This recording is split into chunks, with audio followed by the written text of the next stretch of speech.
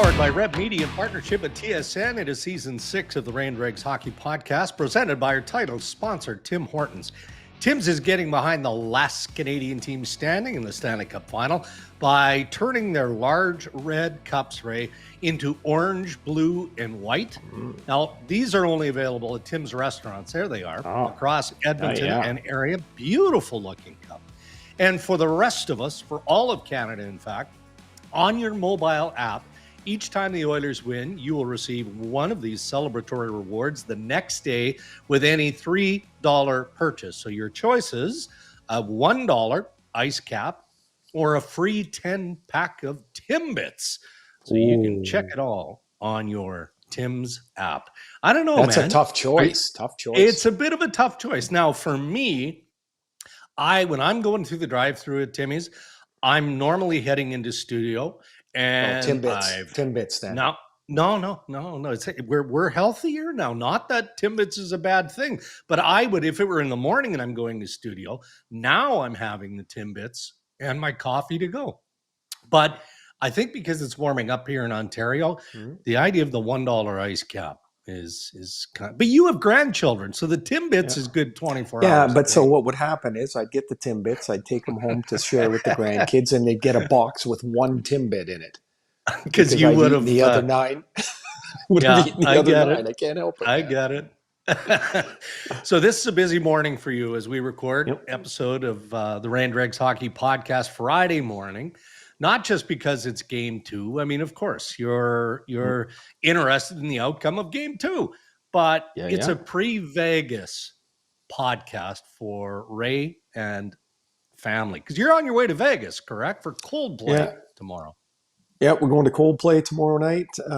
We got all 4 boys. So Matt is here, the oldest. And so we got a lot of moving parts. I'm pretty sure we're all going to make the 1:00 flight, but there's a lot of moving parts here. Landon's got to drop his car off at his in-laws, and Matt's going to go there, and Cammie's got to go into work, and she's going to Uber from A to B to. All I know is I got to get the 2 younger guys to the airport, and we'll be there early. They're not happy. They're not happy that they're going to be there that early, but that's just the way it goes. That's fine. That's just the way we're excited to go though. Yeah, be fun. Good for you. Well, it is. It's almost it is a nice way to kickstart the holiday. You know, it's not full summer vacation by any stretch for Cammie or by you. I mean, you're doing a lot less. Well, not for her. They're in. She's just back from Buffalo. They're in that month-long fog of the draft, right? Yeah. Not for me. I had to squeeze in 4 days of golf this week. And how are you busy? Are you crisp? I'm thinking of it because the Canadian Open is ongoing here, and I'm not Jeff O'Neill, with a 64 or 5 or whatever that was, or 8 or 72, depending on the X holes and the bogeys. Yeah, that really was quite a controversy. Anyway, 2 days ago, most days I'll play and I could fill in my card before I leave and get it pretty close. Like I shoot the same score all the time. I shoot between 78 and 83 all the time. Good for you. 2 days ago, 77. I played really great. Yesterday I shot 83. It felt like 148. Isn't that the way? I sucked. And I was like, and after all that anguish, I was 5 shots different. But I'm going out Monday again. Yeah, so imagine if you shoot mid 80s or like an 87, 88. I mean, you'd borderline walk off the golf course. That's sometimes how I feel. It's like you shoot an 87, and to your point, it feels like if you're right-handed, you're hitting left-handed. Like, what am I doing out here? Best part is your buddies, they don't care. They're worried about their own score. They don't give a shit what you shoot. Most of them, unless they're playing better than they normally do, then especially the rubbing in factor starts to kick in. And if you're gambling on the course, then you know what we're speaking of here. All right, let's get into the headlines because there's a lot going on. Not just the Stanley Cup Final, but as we're prepping to roll here on this episode of the Rain Dregs Hockey Podcast, the Dallas Stars announce. What's the matter? You're chuckling. What's going on? Just missed garbage day. Like you forgot to put your garbage out? Oh yeah, a truck just went by. Oh, Crying out loud, damn it. that's Now the okay. garbage is going to smell like the city dump for a week. Oh, well, That's we'll get on. okay. Sorry. The Dallas Stars are making changes in a big way. All right. They feel that they should still be playing, meaning they should have eliminated the Edmonton Oilers in the Western Conference Final. It did not go their way. And they have fired Pete DeBoer as head coach of the Dallas Stars. They released that not that long ago. Now, we shouldn't be overly surprised by that, just given how things unraveled late in the series. You've got the Oettinger pull in game 5, which, you were there. You had a front row seat. You watched it all kind of come to be. So what is it about Pete DeBoer and the fact that, man, he's a good coach? I think we can all agree he's a hell of a hockey coach. But right or wrong, he's a stubborn dude. He gets into a situation that inevitably doesn't go his way, and now he ends up on the unemployment line.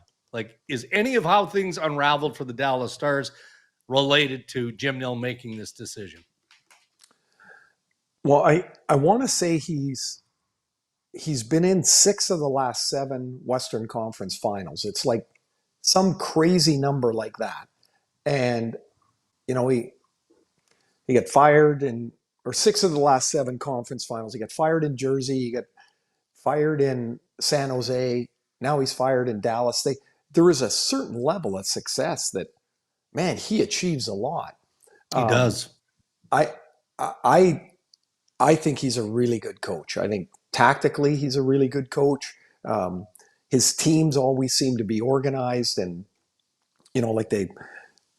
this was the first year they literally came apart at the seams in the middle of this series.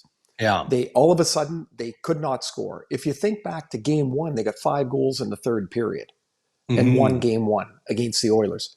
Then they scored 2 goals in the next 3 games. And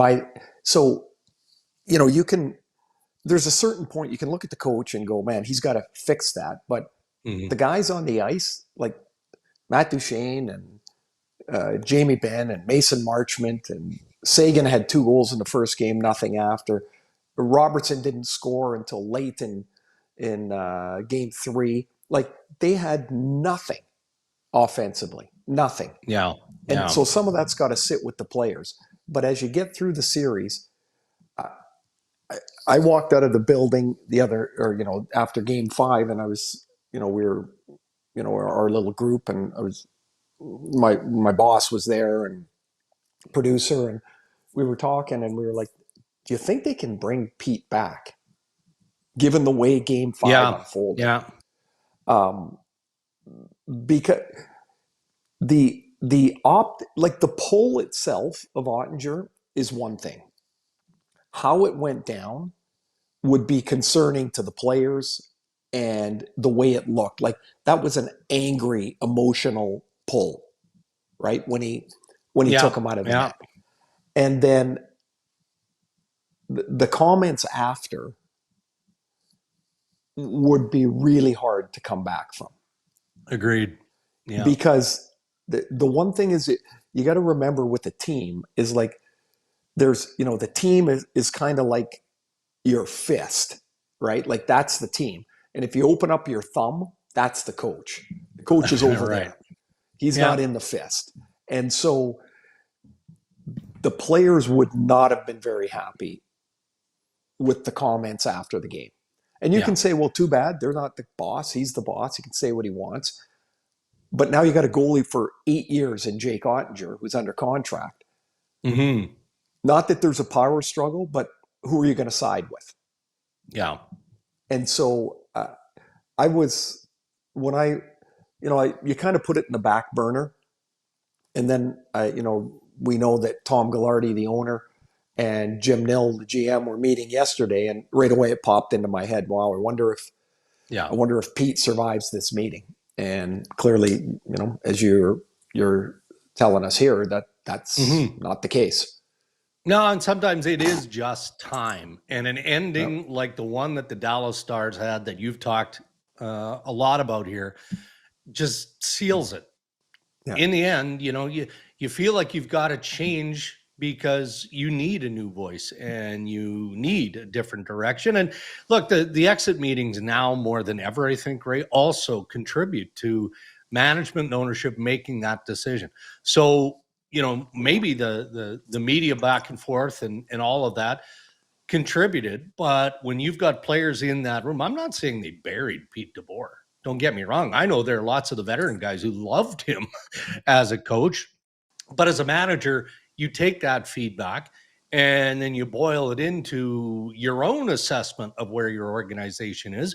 Then you meet with your owner and you decide whether or not the owner is on board with change, because he's got to pay him for another year with what the remaining contract is. So anyway, not surprising, but a bit surprising. It's a big story. For sure. And now what we do, we won't do it for this episode, but we'll sure do it before we wrap up after July 1st.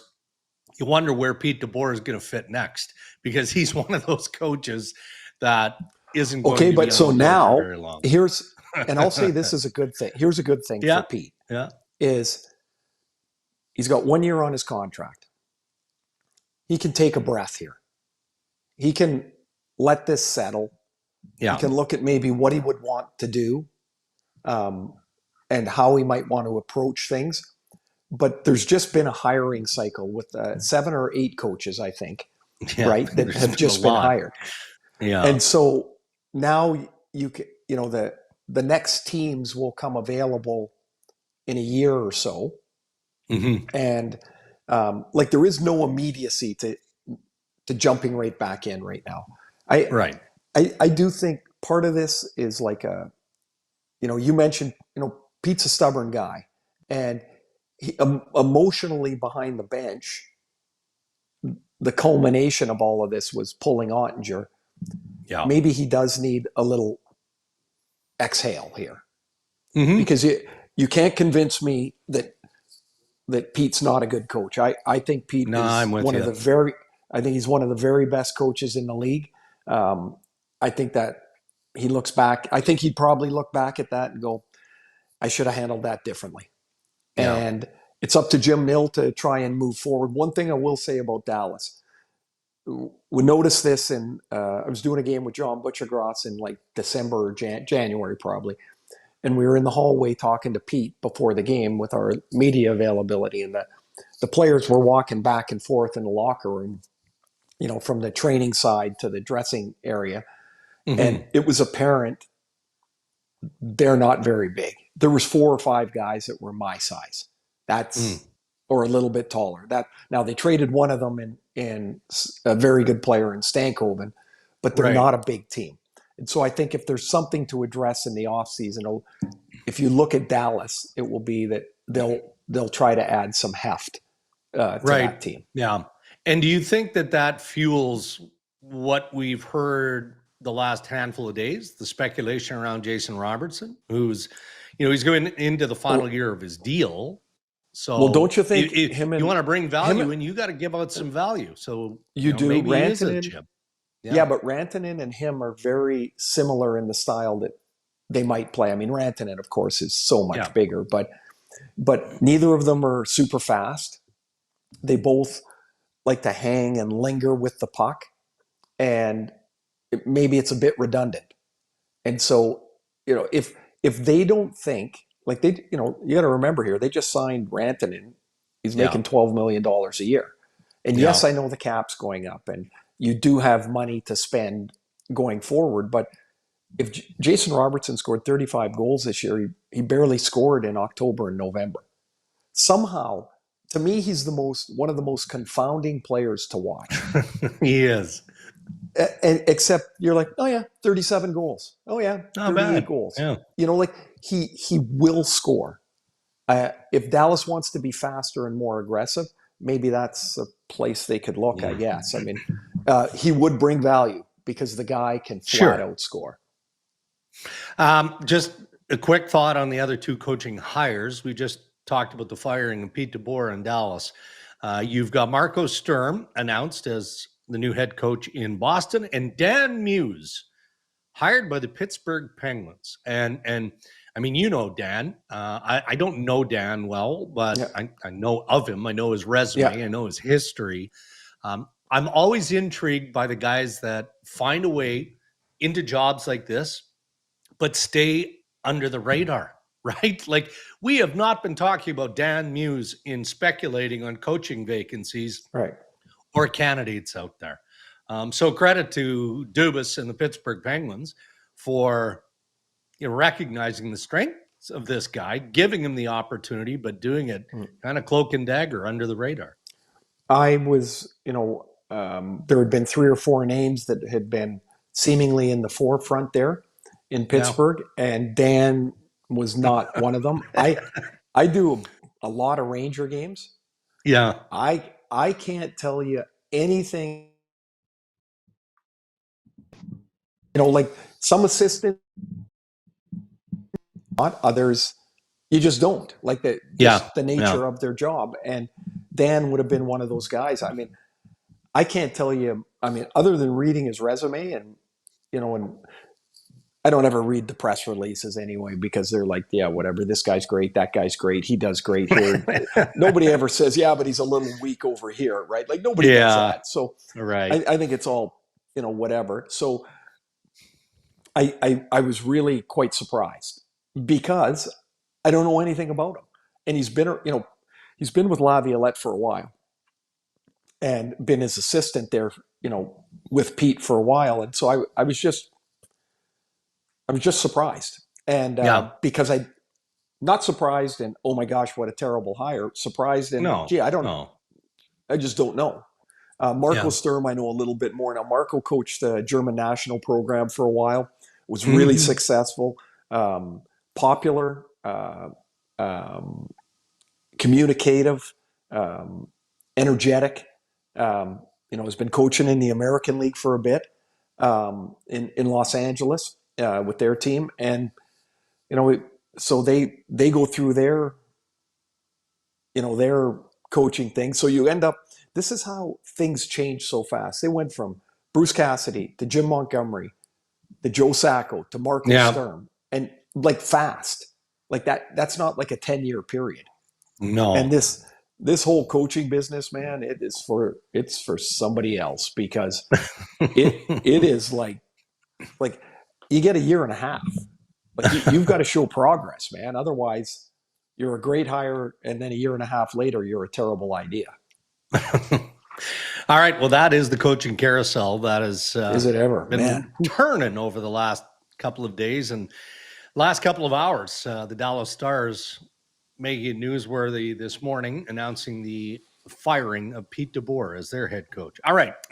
Into game 2 of the Stanley Cup Final, the Florida Panthers, the Edmonton Oilers. And Ray, you always enjoy talking about a power play, right? I mean, love it. It comes from a level of experience. I get it. So take me to that overtime power play goal in game 1, where clearly it's a cycle play, right? But I mean, does it get it? It doesn't get better than that, because it ended up on Leon Draisaitl's stick, point blank, game winner, and the Oilers take the 1-0 series lead. But just the dynamic of that cycle, where McDavid swooped in, Perry dishes to him, draws the pressure down low, and obviously Connor McDavid finds Leon in front of the net. But it was 2 passes before that. All 5 guys touched the puck. Yeah. Like that's what I notice on that play is in it was less than 1/2 of the ice. 4 guys touched the puck. Bouchard, Nugent Hopkins, Perry, McDavid. Yeah. And then on the backs, like this is what you dream of when you write it and work on a power play.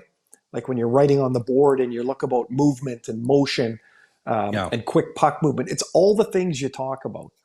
But rarely does it all come together as efficiently as that. And so the key to that is, if they can do it again, maybe you can get Florida's penalty kill to back off a little bit. Because if Mikkola, I'm sure it was Mikkola in the corner, if he's a quarter of a stride quicker, he's going to get a stick on that pass. Right. The first pass from Perry to McDavid. He gets a stick on it. But he doesn't. So now you've beat the pressure. And now, as soon as the pressure is beat, Marchand's too far away. Like the rotation doesn't work if the pressure gets beat. It was clinical how So that good. power play. That's that is. I knew you'd bubble exactly, over that one. That's exactly how it should work. Except along the way, somebody tips a pass, or somebody's a little slow, or somebody jumps the pass quickly from the penalty killing side, and then. Yeah. Of course, the guy standing there is the only guy that got 50 goals this year, and couldn't have worked out worse for Florida and better for Edmonton. Long road ahead. We can understand and appreciate this, right? Florida is going to be better in Game 2, and as the series evolves, Leon Draisaitl though was dynamite in the opener, and Connor McDavid was good, but I didn't think he was great until he needed to be great, and that was the pass that tied the hockey game with Mattias Ekholm creeping in. That's just a beautiful pass, circles behind the net and then sifts it out there. And then we just described the overtime winner.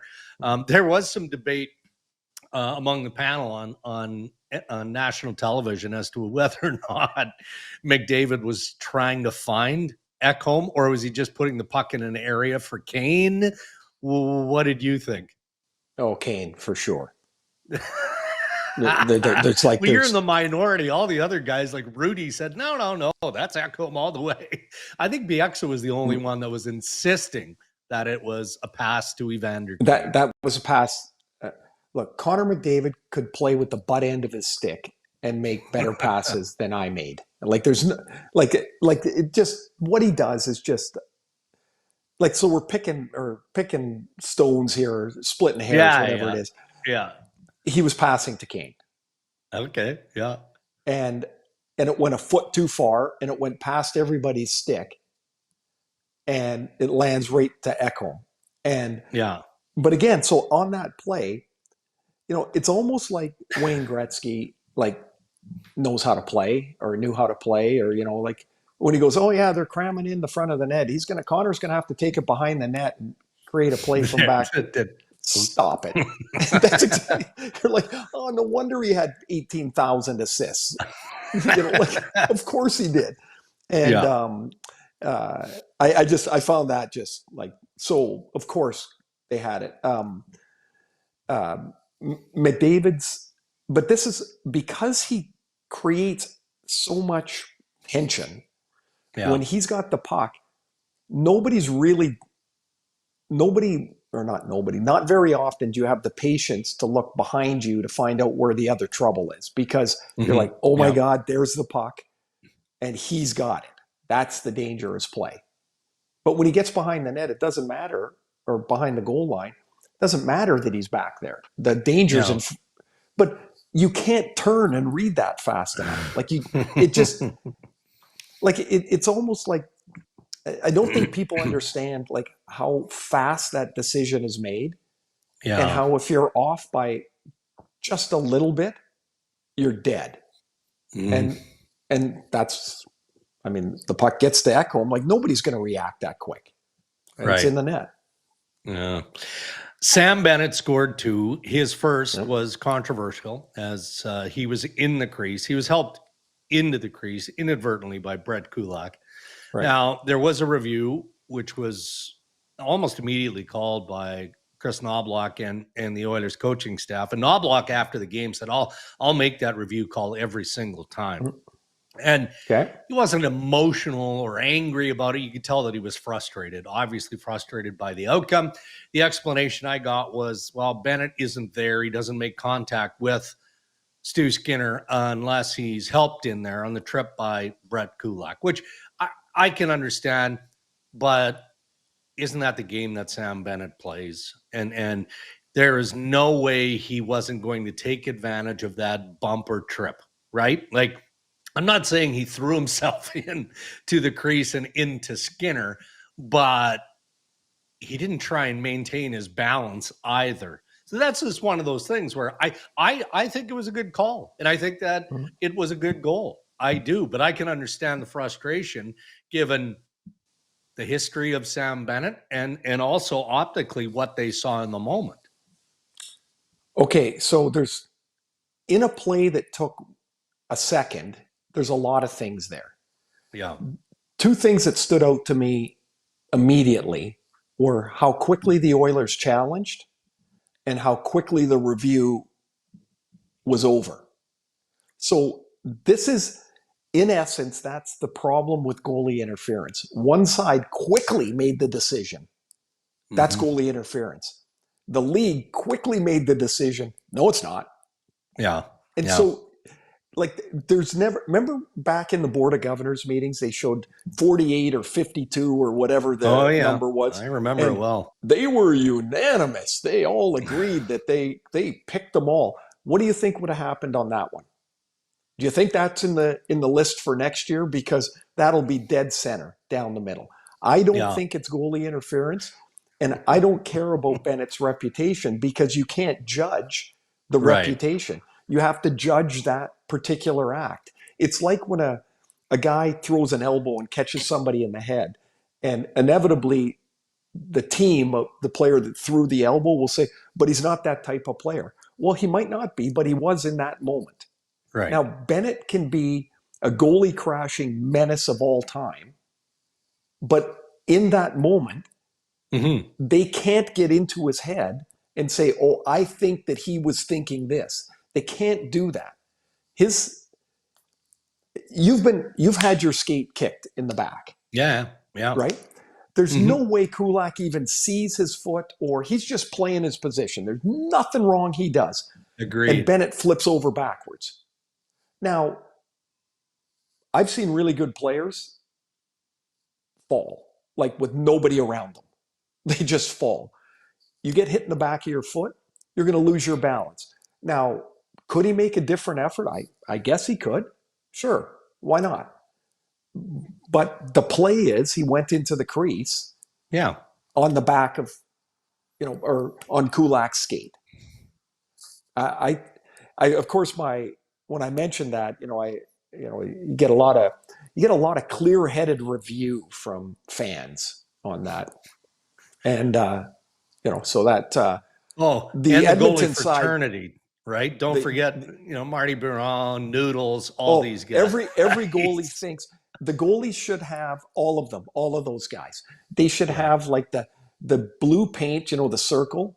It should have like a little shield on it.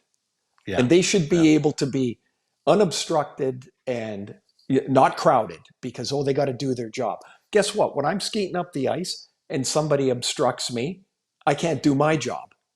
Oh, boo-hoo. The goalies across the board will have said that's goalie interference without question. Yeah. And forwards probably not so much. So I read Marty's right away. I'm like, of course, Marty. Oh, he had a rant. I love it. He was ranting on Sabres Live yesterday. I know that. Of course he is. All right, let's look at some of the depth pieces here, right? I'm going to start with Kasperi Kapanen. Claimed off waivers from the St. Louis Blues in November. So he has 2 assists in game 1. You want to talk about a guy making the most of an opportunity, right? He's on an expiring contract, $1 million. That's what Kasperi Kapanen earned this year. In and out of the lineup. That was the type of player that he was, even after getting claimed by the Oilers off waivers in November. But weirdly, maybe he's just, riding the adrenaline wave of being in the Stanley Cup Final. I don't know. But weirdly, he's a fit with those big boys in the top 6, right? Be it either Leon Draisaitl or Connor McDavid. He's finding a way to get the job done. So unwind the reel a bit. Remember when the Leafs had Nylander and Kapanen? Yeah, oh yeah. And you're like, man, their right side is in really good shape. Yeah. And then Kapanen, what's really interesting to me, I played against his dad, right? And man, like that guy was a freaking rubber ball. Like you throw it against the wall, it comes back faster. Like his energy was always like that. And Kasperi's energy is up, it's down. His game is good, his game's not good. And teams get frustrated waiting for the good Kapanen. And that's how a player that's as good as him ends up on waivers, because he's a Right. good player. He's Yeah. fast, he's big, he's physical. I got to give Chris Knobloch a lot of props here. I think I do quite frequently, in that his ability to move people around the lineup and to look at options maybe that aren't so apparent. Like, why Yeah. would Kapanen fit with Draisaitl? Like, Yeah. why would that work? But it does. Yeah. And He can so, skate, I guess, yeah, like but he's why would you think we're going to be a Stanley Cup contender with a guy that we picked up on waivers? It's not even in the lineup half the time. Why is this going to work? Except it did. Yeah, it And did. so he was, again, he also, in that series against Dallas, he was like edgy, like chirpy. And I Yeah. don't remember Yeah. him like that. And I was like, wow, that I was really impressed. Like, I thought he was great in that second or that third series against Dallas, and he's off to a hell of a start here in the final for sure. Well, and then look, I mean, it's a good story, regardless of how it turns out for Kapanen from a professional perspective. I don't think there would have been many teams going into the playoffs who would have been forecasting, the non-playoff teams forecasting, what the free agent pool is going to Right. look like, and having Kasperi Kapanen on their whiteboard as, okay, here's a depth guy. Let's just keep an eye on him. I'm not saying there wouldn't be a market for him, but I don't think it would have been deep or strong. Well, now all of a sudden, he's going to have a crowd. He's going to have a number of teams with interest, and maybe wouldn't have if not for the postseason. Well, and so again, if you're a team, here comes the conundrum again. Yeah. So which guy are there's you going to getting? be, who are you getting? And now you're fighting with a couple of other teams, and Yeah. we all know that leverage is the winner. And Yeah. if he had two teams offer him a league minimum because he was in and out of the of the lineup, he's going to sign a 1-year deal for $1 million. He's not doing that now. And No. the only thing that has happened is he has earned the eyes on him. Yeah. And now Love the it. teams that are going to sign him, they got to figure out exactly how much they believe of this. Because Yeah. if you get this player, you're getting a real player. I mean, we'd go on and on. Arvidsson's having a good run with the Oilers. I mean, their depth pieces are significant. And I don't think it's fair. I want to segue to Evander Kane. He's not a depth guy. He's more than that. But it's impressive to me. And you called this going into the playoffs. I remember us having a conversation of, again, we use the cliche X factors. Okay, for the Oilers, what could it be? And I remember you saying, well, if Evander Kane is healthy and can play his game, well, that provides a different look and a different element for the Oilers. And I thought that was exhibit A in game one. A couple of chances. He's a menace around the net. End of the night, what did he record? 9 hits. Well, and was the first one on Ekblad behind the net? Yeah. Set the tone, man. Yeah. And so he's playing a Florida game. Yeah. They didn't have to deal with that last year. Yeah. Right? And health cannot be underestimated as the reason here. He's almost, a nickname might be the equalizer for Evander Kane in this series, because look, you're not going to see Matthew Tkachuk chasing anyone the way he did Aho in the Eastern Conference Final. I don't think so, because whether or not Kane holds him accountable or someone else, doesn't matter. It's that Evander Kane is going to get his pound of flesh from someone else, So, I mean, just overall, like, he can help you in so many different ways based on the fact that we can see he's healthy. And without Hyman, he becomes even more critical. Like, I do think there'll be a place in this series where, I would suspect, maybe it won't happen, but I'd suspect you'd go, man, they really miss Hyman here. Like, I think that'll probably happen. Kane is as close a facsimile physically to play that style of game that they would have. And I think he's really important in this series. I want to shift over to the Maple Leafs to wrap up headlines in just a moment, but plenty of reasons, right, Ray, to expect that this Stanley Cup Final is setting up to be a classic. Like lots of different, like that game one from an entertainment perspective. Fabulous I game. mean, Great game. tremendous game. I'm tired. I'm in studio. It's like 12:30 a.m. I'm like, okay, I'm all in for overtime. Love overtime. One overtime period is good by me. Yeah. 2 or 3, not so good. So I'm okay. I'm on board with going into game 2 tonight. I'm all in on overtime. Don't care who wins. Doesn't matter to me.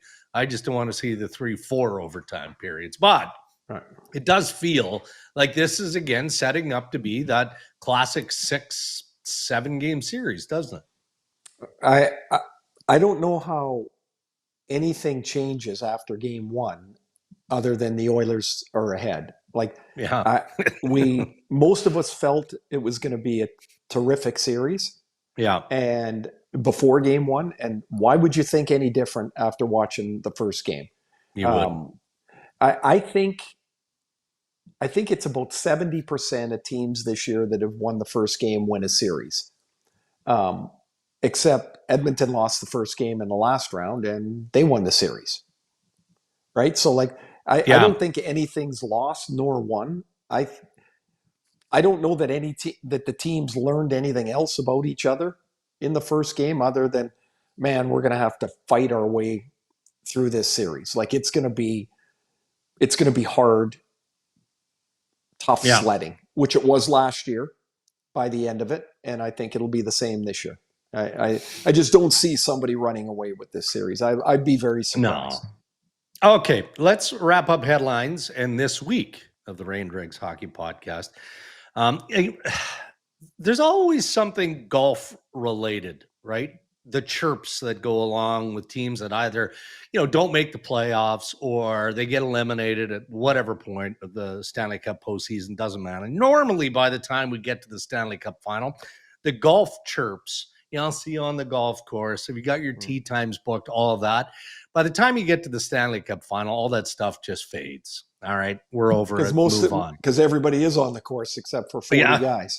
Well, what are they supposed to do? I mean, you get eliminated, you go through your exit process as a player. What are you supposed to do? Of course, you're going to do what you do as a family. You're going to do whatever you do, in your leisure time, and golf is right there. The Maple Leafs, however, find a way to drag that even a little bit further. So on Wednesday, MLSE CEO Keith Pelley presents Masters champion Rory McIlroy with a Leaf sweater at the Canadian Open. And McIlroy afterwards says, quote, "If I can win the Masters, then the Leafs can win the Stanley Cup. I hope they do it. I was pulling for them hard, especially now because Keith is involved." End quote.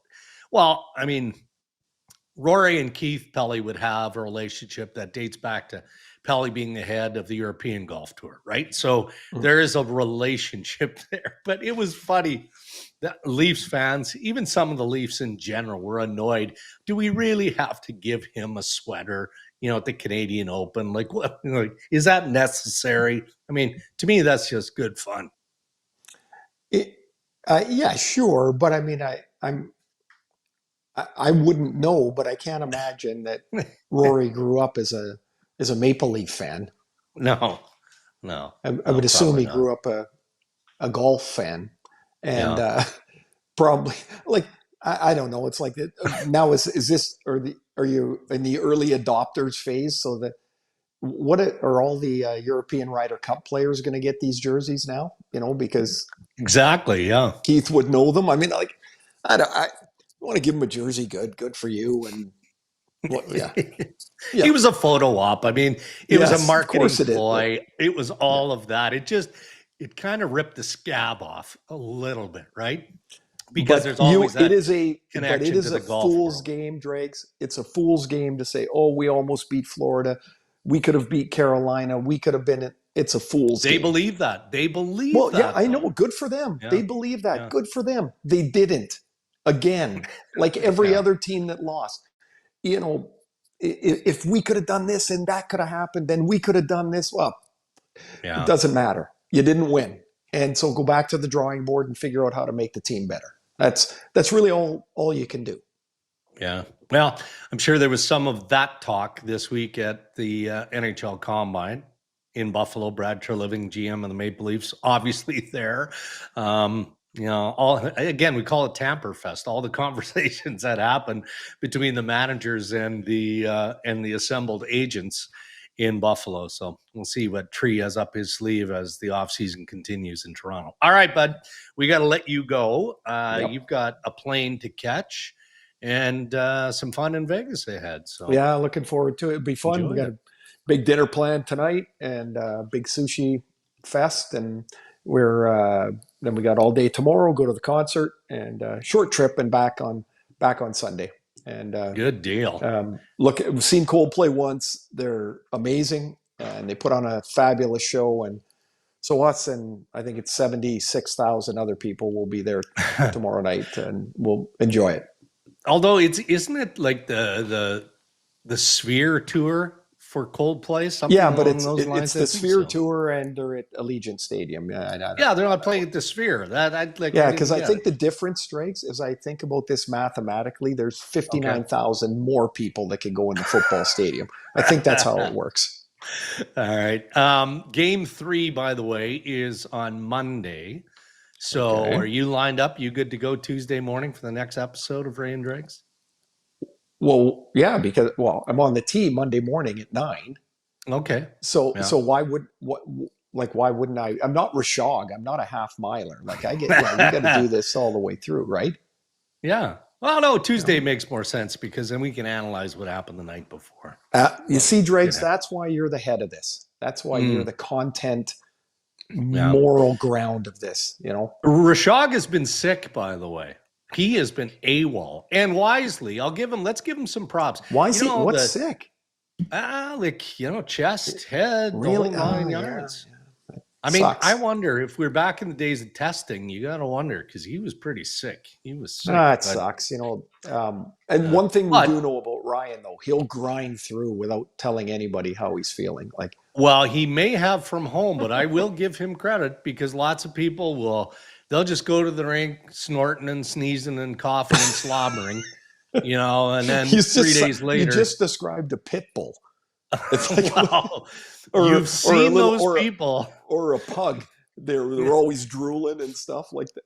Yeah, I can imagine being a top player in a scrum and looking around at the assembled media and some guy's dripping because he's not feeling great. Come on, what are we doing here? So Ryan did not do that. He stayed home and he stayed away because he didn't want to infect anybody. So see, that's very considerate. Ryan is a considerate person for sure. All right, buddy.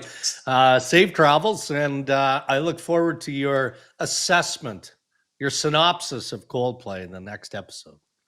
Well, I will do that. I hope you have a great weekend. And again, what a bonus for the people around me. They get to listen to Chris Martin and me. And I'm sure it sounds the same. I'm going to text Cammie and make sure she gets some video of this. That's the content that Ray and Dregs needs. And the other thing is I like to make up the words as I go along, just in case I don't have them all. I'm good at that too. Yeah, you can't be expected to memorize all of them. No, I get most of 83% of the words I put in the right order. That's fantastic. All right, buddy. Well, enjoy it. Thanks. Have a great weekend. Hope game 2 is fabulous for everybody. And thanks for listening. You bet. And thank you to our sponsors who continue to support Ray and Dregs, our title sponsor, Tim Hortons. And thank you to Acon. Until next time, stay safe, everybody.